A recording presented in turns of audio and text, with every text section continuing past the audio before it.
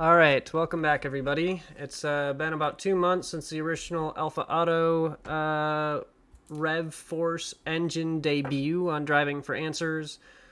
Just wanted to kind of go over two strokes in general. I'm still thinking about it. I don't know if other people are.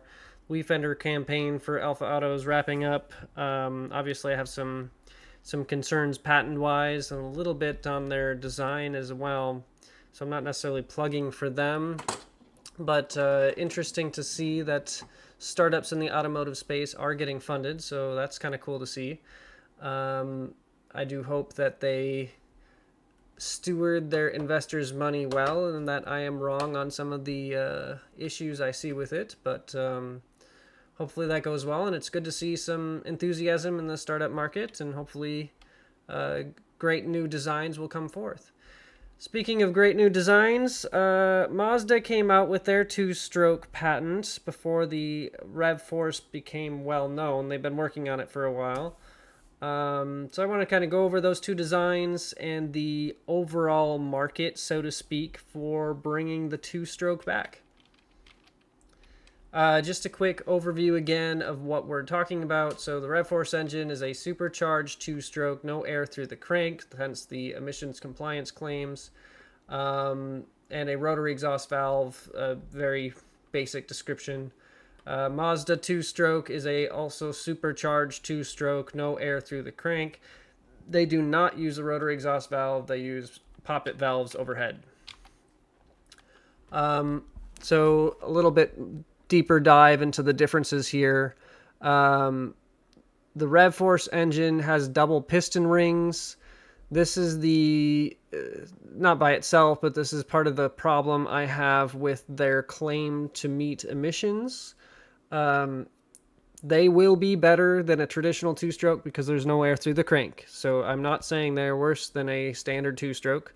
What I am saying is I don't think they successfully closed off the problems that plague two-strokes. They closed off one problem. The main one actually is air through the crank, and they introduced another one. This is similar to the Detroit diesel type setup, and because you have those upper piston rings going over the ports on the intake and exhaust, that pressure from the rings on the cylinder wall is going to squeeze the oil, and because there's that relief there as it crosses over the ports, it's going to end up kind of catching on those surfaces. That's my thought on what's going to happen there, which will make it, although still better than a traditional two cycle, not as good as a 4-cycle and not able to meet emissions, in my opinion. Mazda, I think, has the opposite problem. They did fix the environmental or the emissions problems of two-stroke, so I think they will match the emissions of a 4-stroke. But they're still using poppet valves, and that comes with problems, particularly for two-strokes, because poppet valves have reciprocating mass. The faster you run them, the more they want to fly themselves apart. You'll hear the EV guys talk about that a lot, as internal combustion engines just want to tear themselves apart. Obviously, we have controls for that. There's a lot of energy density benefits to gasoline or other kind of liquid fuels that EVs don't have in batteries. So I'm not an EV all the way guy, obviously, but they are a little bit correct in the reciprocating mass part that it's hard to control. And when you're running at twice the speed like two cycles do, or two strokes do, it's twice as bad for controlling that while you're going at a certain engine RPM. So the other kind of issue with this is flow. Poppet valves don't flow very well. The REV Force engine has a positional intake, so there's no valve at all. Just as the piston goes over it or comes back out, it closes and uncovers it. So much better. It just opens and closes fantastically. But then you have piston rings scraping over the ports. And then the rotary exhaust valve, rotary exhaust flow better. There are some limitations to the spin-through version of it, which is what they have. Some benefits to the cam control on the overhead valves, but in general, I still believe the rotary exhaust, even with the spin through limitation, would flow better. So some kind of back and forth between the two different designs and what the benefits and drawbacks are. Um, Kind of the validity in the future. I kind of went over this, but Alpha Auto needs to further control their emissions. Mazda did a great job on the emissions control, being able to take air out of the crank, but I think they're going to have some issues RPM wise, being able to flow and avoid any kind of instability with the reciprocating mass going back and forth. So let's take a look on whether or not we are free to try and make it better. So Alpha Auto already went over their patent. We're within some minor limitations able to play with their engine architecture. Mazda, we're also able to do that. I'll kind of go over it in a little bit. So Mazda, despite being a global OEM with billions of dollars, lots of development money, lots of very smart engineers, fantastic lawyers, all the things, they also cannot make a very definitive claim on two-stroke engine architecture. It's really hard to patent something that's been around for a long time. So they patented a two-stroke engine. Okay, great. Supercharger in the intake path, piston and cylinder. All right, everything we're talking about. Overhead intake and exhaust valves. Yes, that's what they have. Variable valve timing for intake and exhaust. Not completely necessary, but you're going to want it. And then the last part of what they patented is valve timing control configured to run HCCI at low loads, spark ignition at high loads. This is very easy to ditch. In fact, it's very hard to actually pull off. I think Mazda's the only one to do it so far, and even that, it was on a limited release, I believe, in Japan, as they were able to make homogeneous charge compression ignition work for some conditions. So for them to actually have a patent, it must include valve timing controls to run homogeneous charge compression ignition at low loads and spark at high. Otherwise, you're not infringing on their patent the way I'm reading it. So yeah, we can play with either one of these patents. So we are free to make them better as long as we don't use HCCI at low loads and like the REV Force one, as long as you're not running your rotor exhaust valve at 50% speed or something else like that, we're able to play with it. So let's do it. Let's brainstorm. How could we get a hybrid of these two two-stroke reinvigoration projects? How can we maintain the high flow that the REV Force has, but without the emissions concerns of piston ring scraping over ports, maintain airflow separate from the crank, and maintain two-stroke operation? How could we do all those things? Let's brainstorm. Bonus, mimic the ability of the REV Force to adapt to different fuels. I'm not going to get into that today. The way I understand that they're doing that is they have some controls on their intake from the supercharger. If you can control your effective compression ratio, you can control the fuels that you run. I'm not going to get into control mechanisms for that today, but that would be a bonus. They do have some additional benefits beyond just having a two-stroke that could potentially meet emissions compliance. So, a couple ideas in terms of pathways to approach. So we could target the poppet valves, try and make them flow better. We could try and get rid of the rings, so you don't have the emissions concerns that the REV Force has, and we use their engine architecture, just no rings. You could try and look at other different valve arrangements on the overhead side. Don't need to fix the poppet valves. We can scrap them, come up with a whole new one. How do we get the high flow into the emissions compliant, or at least looks like it's emissions compliant, four-stroke equivalent anyway, on the Mazda two-stroke? So let's take a look. In terms of trying to fix the poppet valves that are there, this is a potential path to fix the airflow limitation. So Acrotech back in the 90s, this was an August 1994 article from Motor Trend on Acrotech's vented valve. There are ways to put essentially a reed valve. It's not a reed, obviously, but there's ways to put some additional flow mechanisms into the existing poppet valves. This did very well. They won an EPA contract for it.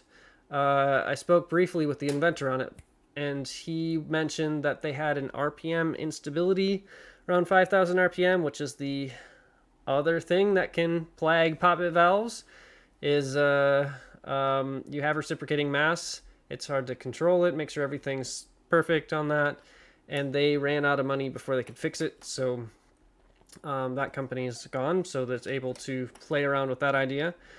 Although I do hear he has a potential pathway to fix that instability, which he at least had intended to try and go for a new patent just on the fix. But if you find a way to do it that's not patented, etc., we could play with this technology.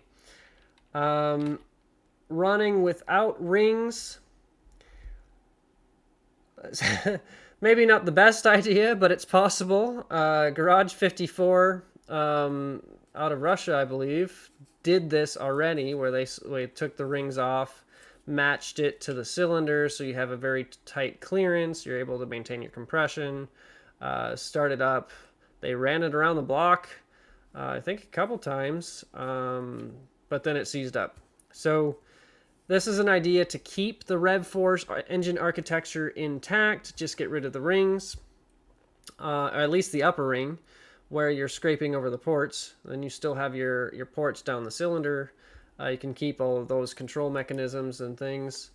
But unless you are using specialty materials, ceramics, etc., that don't have very high compression ratios, maybe titanium, you're probably not going to have enough compression at low temperatures, and you're going to have too much compression. Not too much compression, but too little tolerance. You're going to end up seizing up at high temperatures. So I think Alpha Auto intended to start with a power cube thing. So for constant operation in the heat, where you're making electricity, if they had a decent sized battery that could kind of warm it up to temp and then go and do your constant temperature all the time, you're always running hot, you never really have it cold, potentially that could work. But if you're trying to start that in outdoor temperatures in the winter in the north or south, if you're south of the equator, you might not be able to warm it up enough to get it started. So potential problems with that approach, but it is an approach. Or we could try and find something that's not a poppet valve, keep the piston rings, and find some other arrangement to get more flow in the top while we're still above the top piston ring, so there's no oil scraping over ports problems. So there's lots of different approaches for that. Driving for Answers even alluded to original attempts where they were trying to do rotary exhaust valves before Alpha Auto even came up with their solution, or at least before it was well known. Those typically don't seal well. That's hence why they were talking about putting it below the top of the piston where it doesn't see peak temperatures and pressures. So that's overall an improvement for robustness of the rotary exhaust valve, but I do believe it comes at a cost of potential emissions compliance. So these are some typical rotary exhaust valves.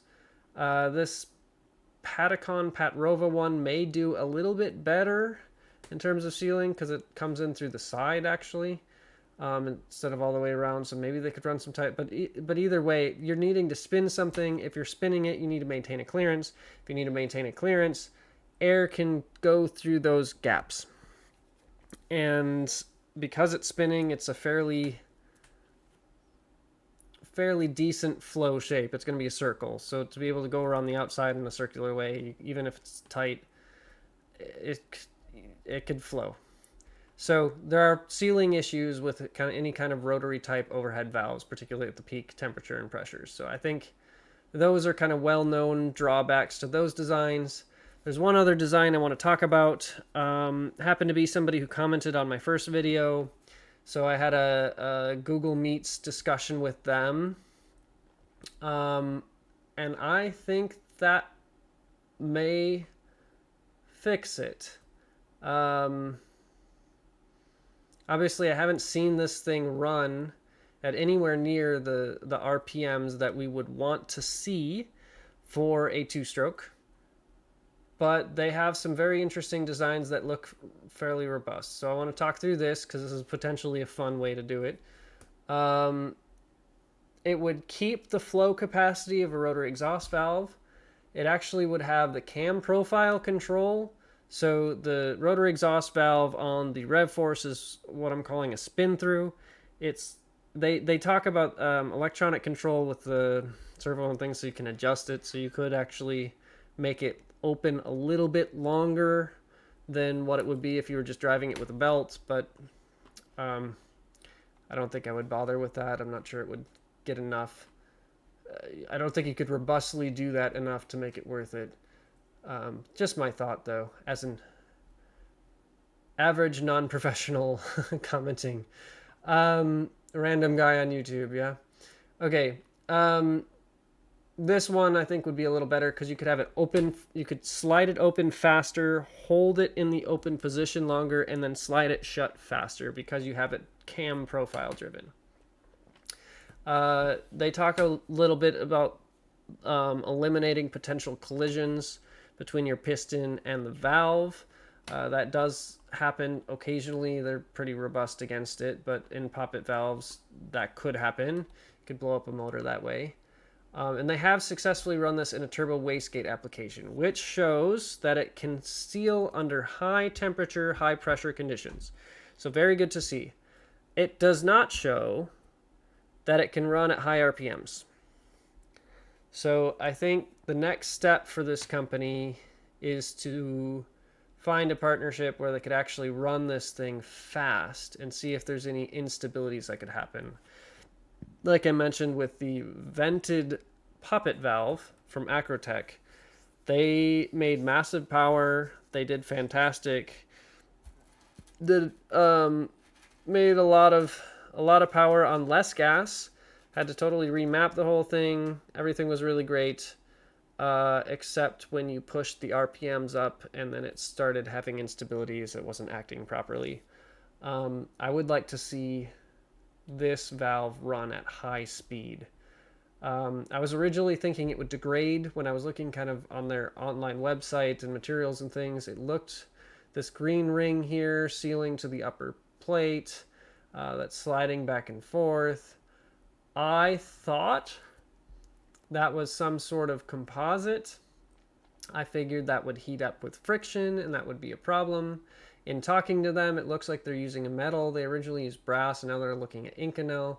And this bottom one here is actually a wave spring. It's not very obvious in the picture, but they mentioned that's pushing pressure up to the top sealing surface.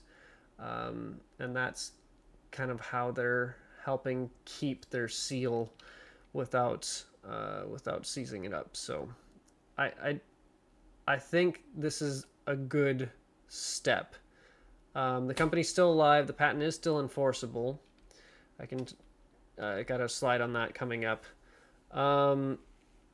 They, I don't think I agree with this. They did mention in the discussion that some OEM engineers were concerned that it would flow too well and they would lose turbulence.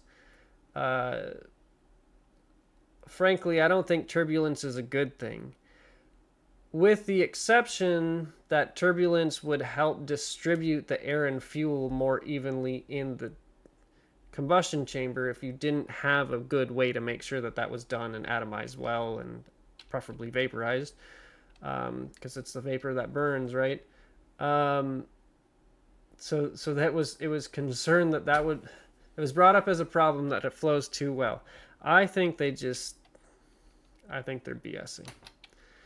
Anyway, I want to show you this video here so you can see how it works. It's cam driven, it pushes it out, and it comes back. So what's nice about this, when you have a rotary valve and you've got something going through the center, it spins, so then it's shut.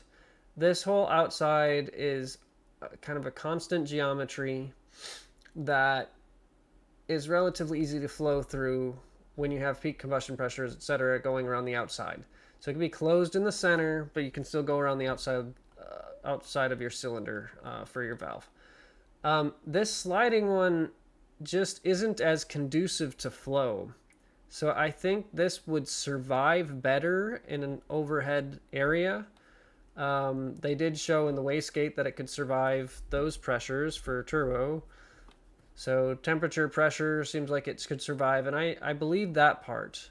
And I do think it can maintain seal at high RPM given this how they set it up.